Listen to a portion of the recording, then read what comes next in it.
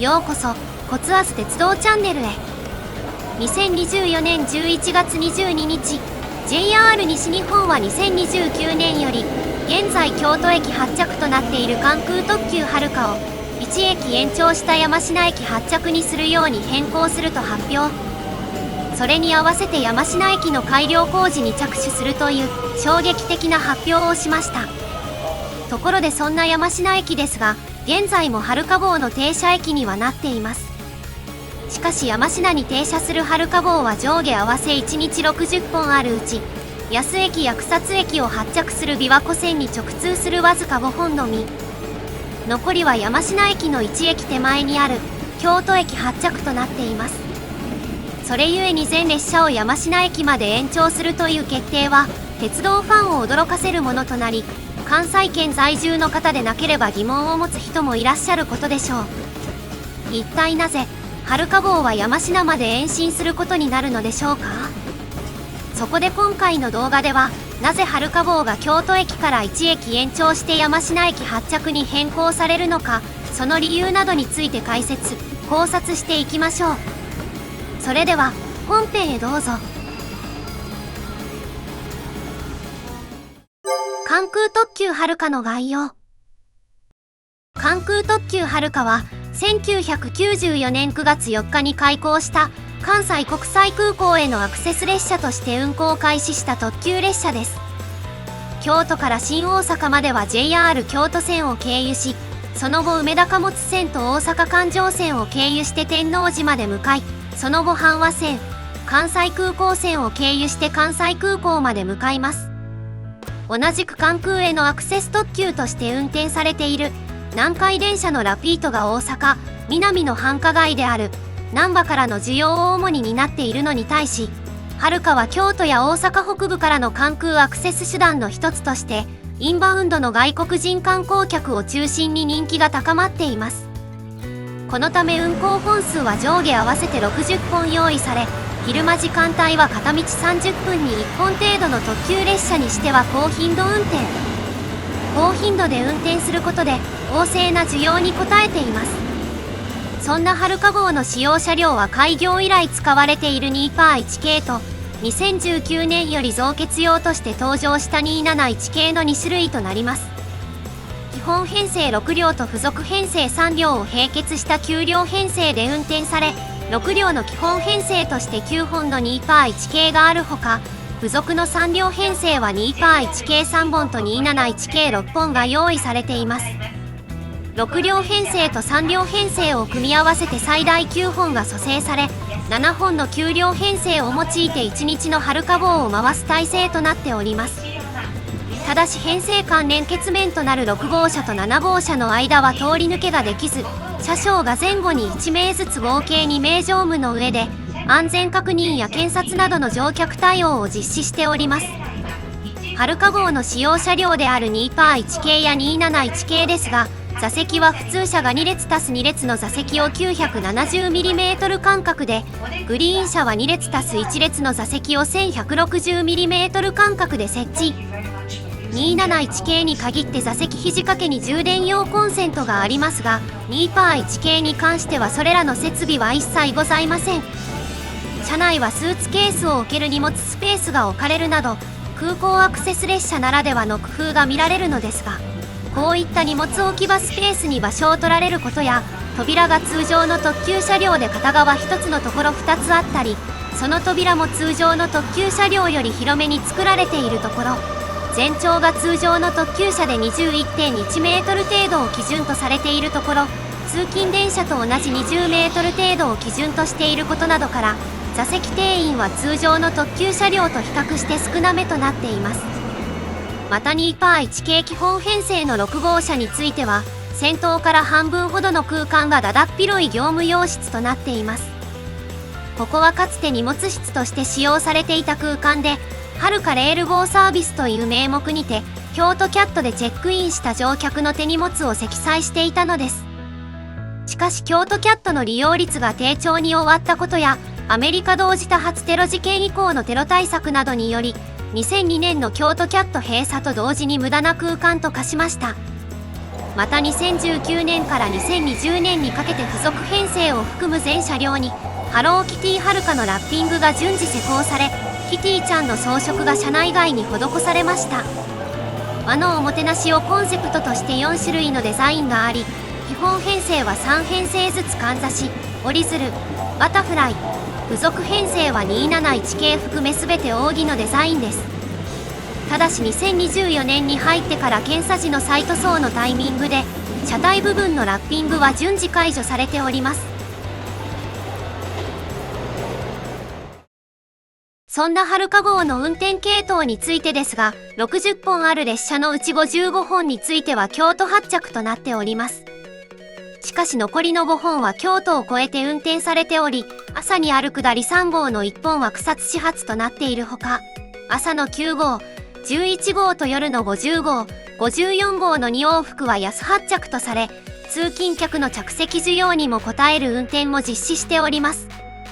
ただし COVID-19 感染症の流行によるパンデミック状況下や着陸料や空港使用料の高さなどによる関空の利用率低迷に影響を受け、過去には一部のはるか号が運休となったり、臨時列車扱いでとりあえず毎日運転をしておいて、状況に応じて臨時列車の運転を取りやめるなんてしたこともあります。なお車両はすべて日根野駅の近くにある阪和線の車庫である吹田総合車両所日根野支所に所属して運用されますが、夜の安行き2本については運用後そのまま安駅付近にある網干総合車両所宮原支所安派出所にて停泊し、翌朝の安始発の2本にそのまま充当されることとなります。また向町駅の近くにある網干総合車両所京都支所では、はるか号で使用される車両4本が夜間停泊するのですが、その4本のうち3本は早朝の1号、5号、7号に翌朝入り、草津始発で運転される5号もここで夜を明かした車両が早朝に回送で草津まで送り込まれて運用に入ります。また琵琶湖線方面への乗り入れについては、かつては安より先の米原まで運転されていたこともありました。このほか阪和線方面の場合はダイヤの状況によって関西空港まで行かずに日根野止まりになってしまうこともあります。実際2018年9月4日に関西を襲った台風21号の影響でタンカーが漂流して関西国際空港連絡橋に衝突して関空までの鉄道が使用不能となった際には、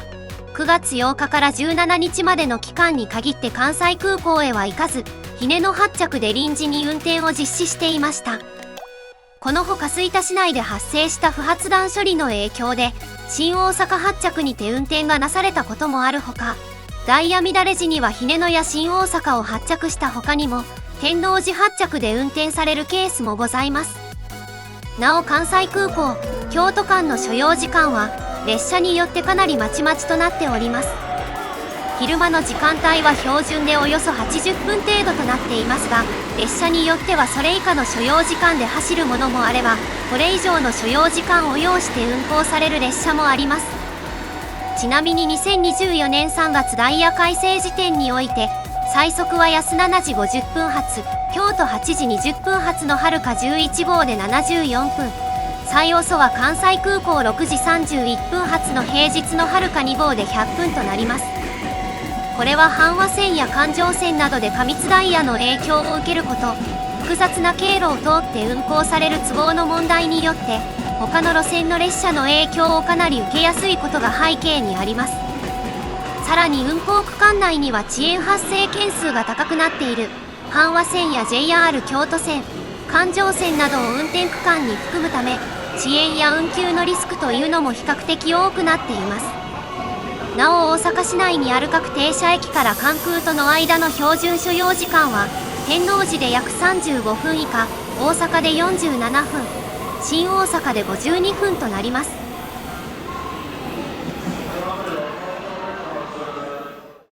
関空特急はるかの停車駅。ここではそんなはるか号の停車駅について見ていきます。はるか号は基本的な運転区間である京都関西空港間にて運転開始から2023年3月までの途中停車駅として新大阪天王寺のみという状態が30年近く続いていました。JR 西日本最大の旅客数を誇る大阪駅については、長らく駅北部の地上にあった梅田貨物線を走っており、この線路上にホームがなかったことから通過扱いでした。これは京都、新大阪から同じ経路を通り、和歌山、新宮方面に向かう特急黒潮号も同じ扱いです。しかし2023年3月に地下化した梅田貨物線上、旧梅田貨物駅跡地の再開発エリアである梅北エリアには、大阪駅の梅田貨物専用ホームがついに開業しました。これによって春華号も大阪駅に停車できるようになり、春華号全列車が大阪駅にも追加で停車するようになりました。ただしこの他にも一部列車についてはいくつか追加の途中停車駅があります。下りの関西空港行きで見てみた場合、天王寺を発車後、阪和線内は基本的に全駅通過となりますが、16時半以降に京都を出発する下り43号から59号、9時台までに関西空港を出発する上り2号から12号は、阪和線内で途中日根野と泉府中に停車します。また JR 京都線側でも高槻に停車する春華号があり、こちらは京都駅を7時台までに発車する下り1号から7号と、関西空港を16時台から20時台に発車する上り38号から56号が停車します。これらは阪和線内や JR 京都線内における着席需要や、高槻から関空へ行ったり来たりする利用者の便を図るものとなっており、日根野は1998年3月、泉府中は2003年3月、高槻は2016年3月より停車を開始しております。このほか先ほども解説したのですが、朝の3号、9号、11号と夜の50号、54号については京都から先、琵琶湖線方面までを結ぶ列車とされており、京都、安間の停車駅は山科、大津、石山、南草津、草津、森山と、この区間を走るチートと同じ停車駅に停車し、ついでに楽々琵琶湖も同じ停車駅に停車します。また2021年3月までは米原まで運転されていましたが、その時の米原発着春華号の京都、米原間の停車駅は、現在のチートと同じ停車駅よりも少なくされており、具体的には大津、石山、草津、森山、安、近江八幡、彦根という形になっておりました。この時は南草津を春華号は通過していたほか、山科についても2012年3月以降草津発の3号以外は通過、さらに言えば安は2004年3月以降の停車となっております。しかし米原乗り入れがなくなった2021年3月のダイヤ改正で、安発着に短縮されると同時に山科に再び停車を開始。それと同時に当時の通勤特急琵琶湖エクスプレス、現在の通勤特急楽々琵琶湖ともども、南草津にも追加で停車を開始したという形になるのです。その他2002年夏シーズンにリンクータウン、2001年から2010年にかけてはユニバへの需要を兼ねて、西九条に一部列車が停車していたこともありました。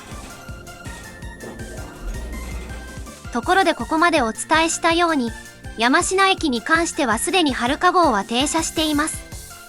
一時期は草津始発の3号以外通過していたこともあったのですが、このことから厳密には延伸とは言えないかもしれません。しかしこれまで京都発着だった日中の列車も含めて、全ての春華号が山科へ延伸となるため大きく報道されています。では、なぜ山科まで春華号を延伸するのでしょうか？山科駅の概要。ここから山科まで春華を延伸する理由を紹介したいのですが、ところでここまで延伸先となる山科駅を紹介していませんので、まずはこの山科駅が何なのか簡単に説明します。山科駅は京都府京都市南東部の山科区にある駅で、JR 西日本の山科駅は京都府京都市山科区安市北屋敷町にあります。琵琶湖線と湖西線が分離する京都市東部の交通の要所と呼べる駅で、この他に京都市営地下鉄東西線も乗り入れており、至近距離には京阪京神線の京阪山科駅もあります。これらは南側に1カ所だけある山科駅の改札を抜けてすぐにあり、京神線の京阪山科駅は改札を抜けた真ん前に位置し、地下鉄東西線の山科駅は改札を抜けた真ん前にある地下へつながる階段を降りてすぐの場所に位置しており、乗り換え利便性は非常に楽々となっております。周辺は毘沙門堂や紅葉スポット、山科疎水などの観光地や、京都や大阪への通勤利用者が多く居住するベッドタウンがメイン。駅前にはラクト山科ショッピングセンターという駅前の再開発で生まれた商業施設があり、ロフト、ニトリ、ユニクロ、無印良品などが入居しております。また JR 山科駅は琵琶湖線と湖西線が分離する駅である都合上、琵琶湖線と湖西線の間を乗り換える客も多く存在する駅です。このため新快速電車を含む普通列車はもちろんのこと、特急琵琶湖エクスプレス時代の2004年10月より、先ほどの通り通勤特急楽々琵琶湖も停車しています。山科駅のホームは築堤上にある島式2面4線のホームで、1番乗り場と2番乗り場が京都、大阪方面行きの電車、3番乗り場に湖西線と琵琶湖線の大半の電車が停車。京都、大阪方面行きのホームについては、湖西線から来た電車は廃線の都合上すべて1番乗り場に発着し、琵琶湖線から来た電車は主に2番乗り場に発着します。4番乗り場は主に草津線に直通する電車が発着しますが、このほか一部の新快速電車や湖西線の電車も使用します。また関空特急はるかや通勤特急楽々琵琶湖については、上りは4番乗り場、下りは1番乗り場で発着しております。さらに1番乗り場と4番乗り場の外側には通過線も設けられています。この通過線は山科駅を通過する特急列車や回送列車、さらに貨物列車が通過するための線路として活用されています。山科駅まではるかをなぜ運転する？そんな山科駅に関空特急はるかが延伸される理由としては、大きく分けて2つの要素があると考えられます。1つ目の理由は山科駅からの観光ルートを開拓することで、京都駅からの観光ルートを京都駅、山科駅とで分散を図るためです。こちらは JR 西日本からも公式的に発表されている理由となります。ところで現在京都は皆様もご存知のように、もとより多かった修学旅行生をはじめとする日本人観光客に加え、外国人インバウンド客が近年激増しております。そのために玄関口である京都駅は終日にわたって混雑しています。しかも京都駅はかつて市街地の外縁部だった八条通り付近にあり、かつそこを走行していた京都市電も廃止されたことから、京都市営地下鉄烏丸線を用いることでアクセスできる烏丸通り上にある京都国際会館や京都御所、東本願寺、嵯峨野山陰線を利用することでアクセスできる渦政や嵐山などを除き、金閣寺、銀閣寺、清水寺など主要観光地などの多くは京都駅からバスで向かう必要があります。ところが近年は京都を訪れる観光客が激増したことにより、京都駅を発着するバスだけでは対応が難しくなってしまいました。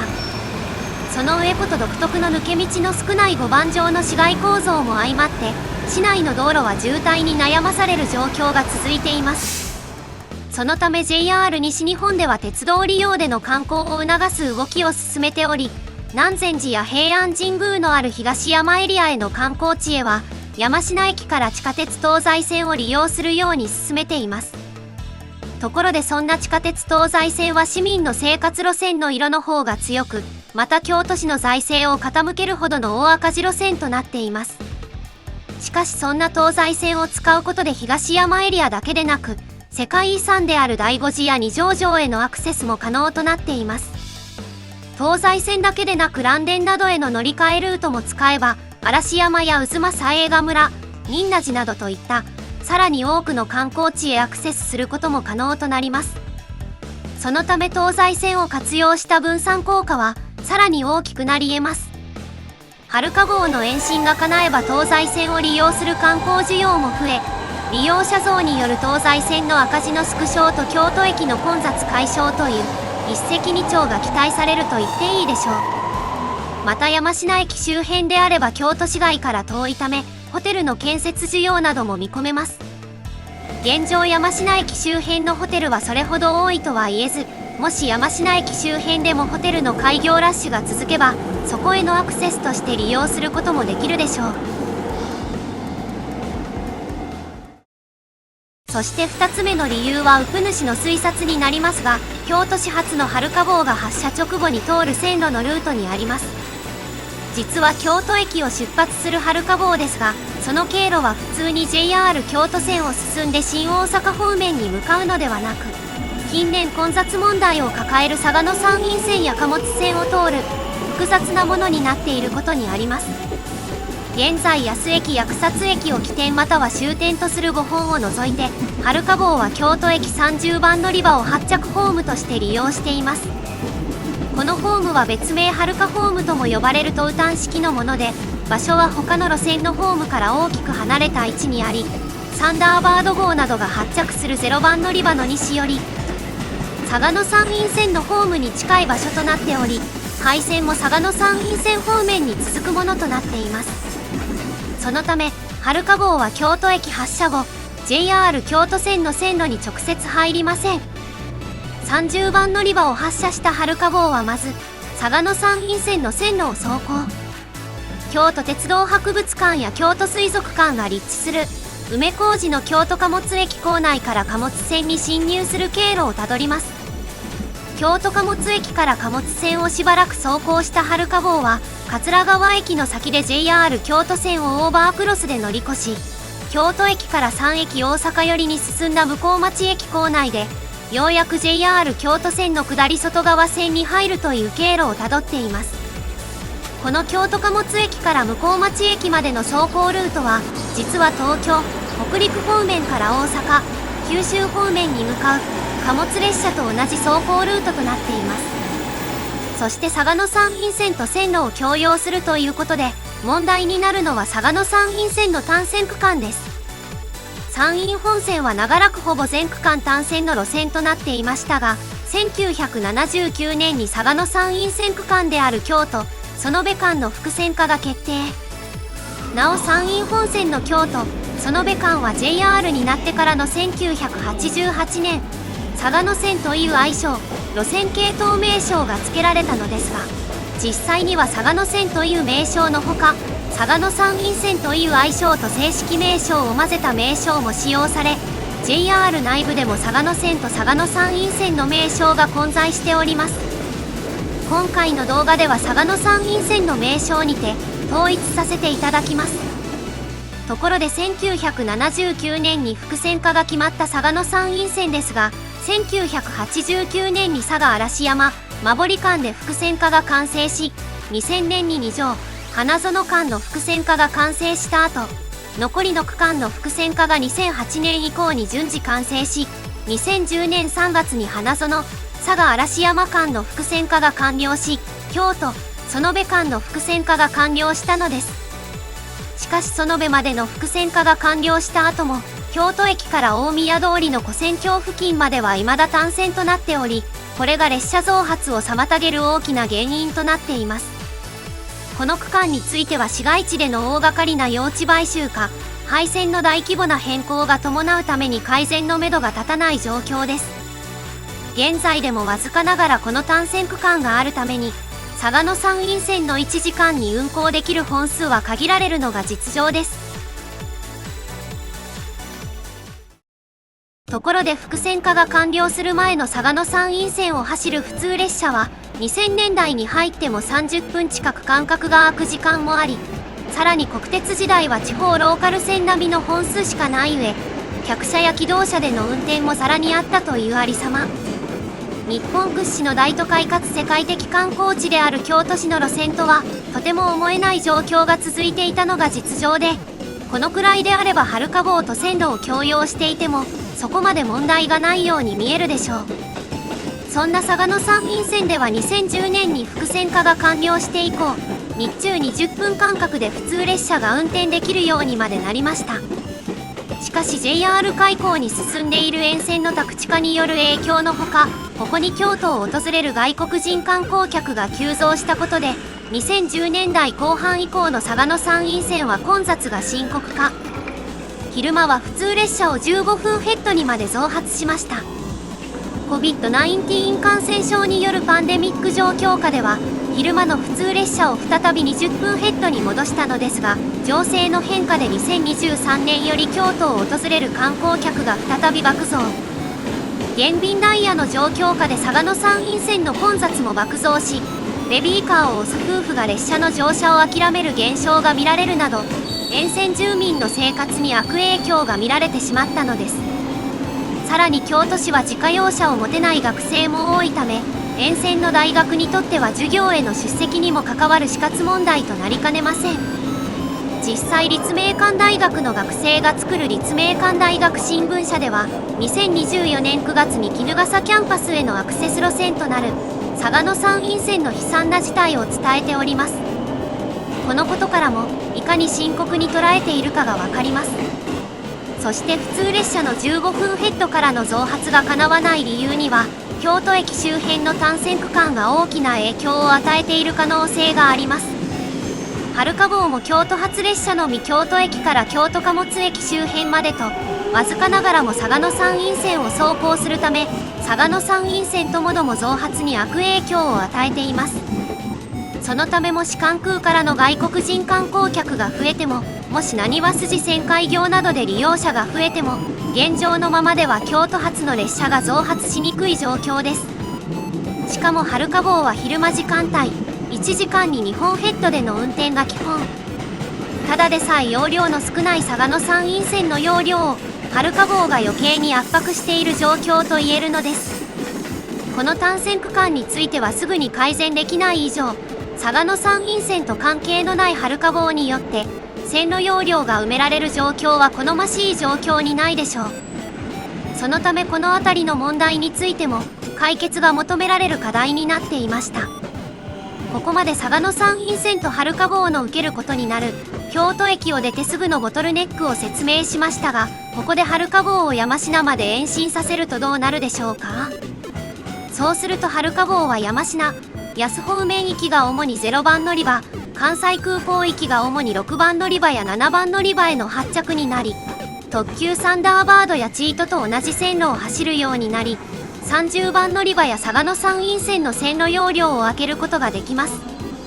空いた分は嵯峨野山陰線の増発に転用することができ、また30番乗り場を嵯峨野山陰線乗り場に転用させることも可能とでき、嵯峨野山陰線ホームの混雑も改善することができるのです。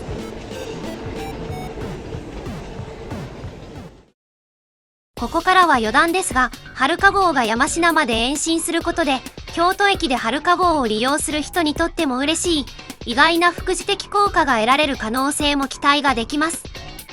現在は京都駅で春花号を利用する場合、草津、安発着列車を除き30番乗り場を利用することになるのですが、この30番乗り場というのが改札口から遠い場所にあります。そのため現状は遠く離れた30番乗り場と改札口の間を、場合によって重たい荷物をえっちらおっちら引きずりながら、改札口から遠い30番乗り場との間を歩く必要があります。しかし春花号が山科へ延伸することによって、春花号は30番乗り場以外の場所に発着することになるので、これがなくなる可能性が高いと見込むことができるのです。特に関西空港からの場合は現在の安行き春花号と同じく、サンダーバード号などが使う0番乗り場に到着すれば、0番乗り場からすぐの場所にある烏丸口に近い中央口改札を、春花号を降りてすぐに利用することが可能となります。6、7番乗り場から乗車することになるであろう関西空港行きでも、跨線橋を用いての上下移動こそ必要となりますが、その跨線橋にはエレベーターやエスカレーターも整備されており、さらに東西自由通路とつながっている西口改札口からは、30番乗り場へ行くよりも格段にアクセスが良くなるため、新幹線、近鉄電車、地下鉄烏丸線との乗り継ぎも楽になります。このほか現在では京都駅30番乗り場に発着する際、いくつものポイントなどを超える都合で速度制限を受ける都合上、これに関連した時間ロスというのが少なからず発生しています。そのため春花号を1駅先の山科駅まで延伸することで、京都駅は0番乗り場や6、7番乗り場に発着させると、このポイントなどを超える時間ロスが減ることになります。そうするとはるか号の所要時間自体の短縮効果も見込め、京都・関西空港間の所要時間を最大でおよそ5分程度、日中平均所要時間75分程度まで短縮できる可能性もあるのです。ここまで解説したように、近年訪日外国人旅行客をはじめとして、京都では観光客がとてつもなく激増しております。それに伴いオーバーツーリズム問題というのも起きており、それに関連した今回の取り組みや問題こそが、はるか号の一駅延伸に影響を与えたと言えるでしょう。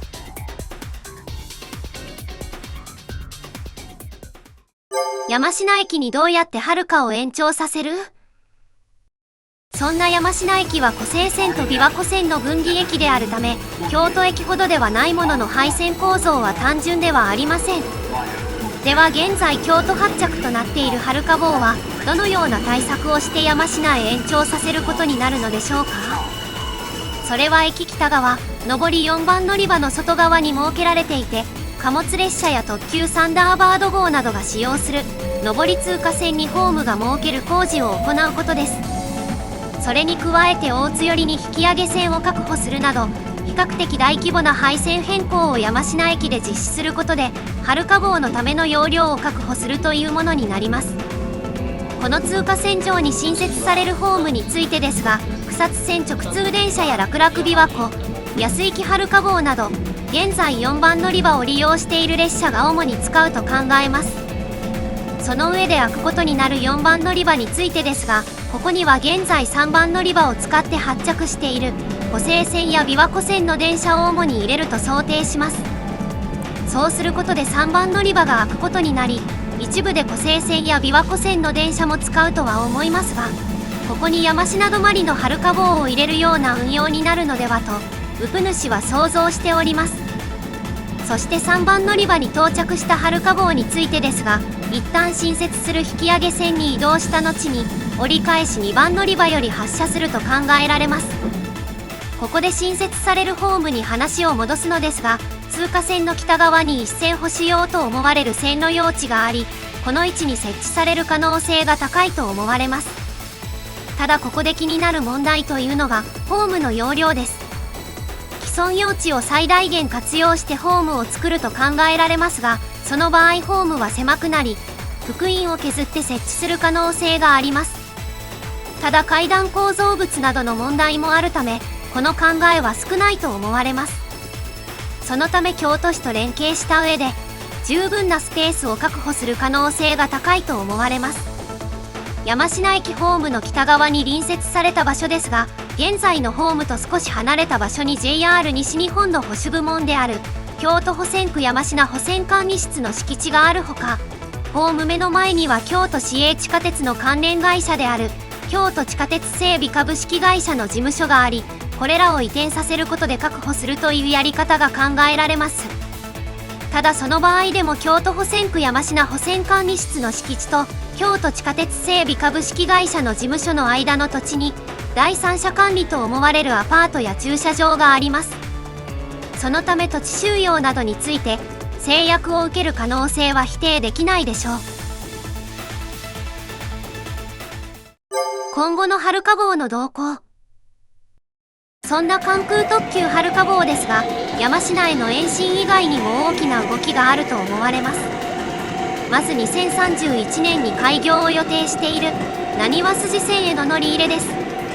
現在大阪駅の梅北地下ホームから JR 難波駅までを結ぶなにわ筋線の建設工事が進んでおります。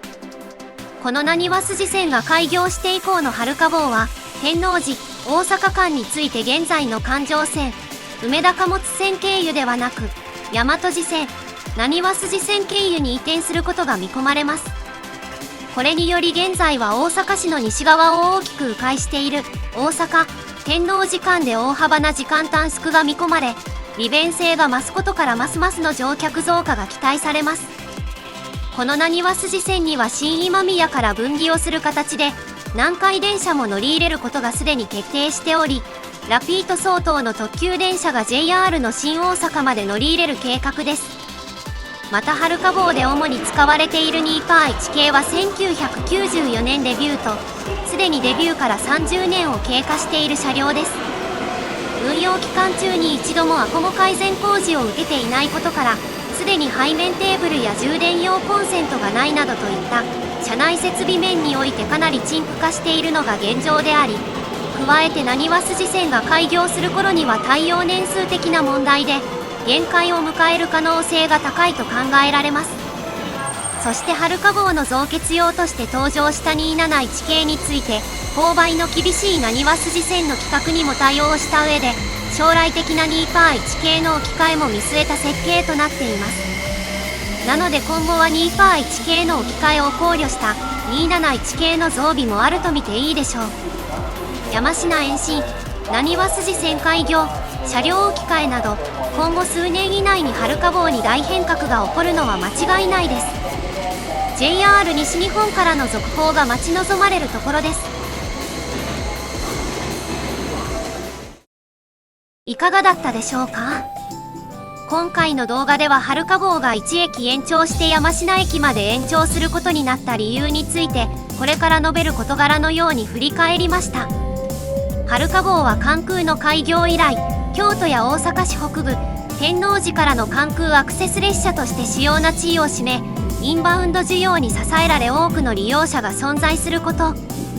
はるか号は基本的には京都、関西空港間を結んでいて、途中新大阪、大阪、天王寺のみに停車するが、一部の通勤時間帯で高槻、泉府中、姫野の各駅に止まる列車や京都から先琵琶湖線方面に直通し山科、大津、石山、南草津、草津、森山、安野各駅に停車するものもあること。現在はるか号は5本のみ存在する琵琶湖線直通列車が山科駅に停車しているものの、今後は山科駅で改良工事が行われて京都発着列車も延伸され、全ての列車が停車する駅となること。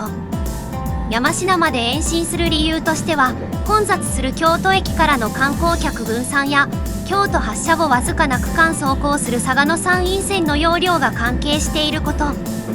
インバウンド客でにぎわうはるか号を地下鉄東西線が乗り入れる山科駅に延長させれば、南禅寺や平安神宮、二条城、醍醐寺といった有名観光地への利用者を京都駅から移すことが期待されること。嵯峨野山陰線は嵐山への観光需要が増えていることがあり混雑が深刻化しているものの、京都駅周辺が単線となっていることもあり列車本数を増やせないため、はるか号を他の線路に移して増発することが求められていること。山科駅の廃線構造もはるか号の延伸に伴い変更され、ホームの増設も含めて大幅な改良工事が予定されていること。山科延伸以外にもなにわ筋線開業や2%1系の置き換えなど、数年以内にはるか号に大変革が起こる可能性は高いこと。この動画が参考になったと思った方は、ぜひ評価ボタン、コメントをお願いします。またコツアズ鉄道チャンネルでは、鉄道など交通に関するさまざまな疑問や気になる事柄などを動画にして解説形式でまとめています。チャンネル登録をしていただくと最新の動画がいち早くご覧できますので、ぜひよろしくお願いします。それでは、ご視聴ありがとうございました。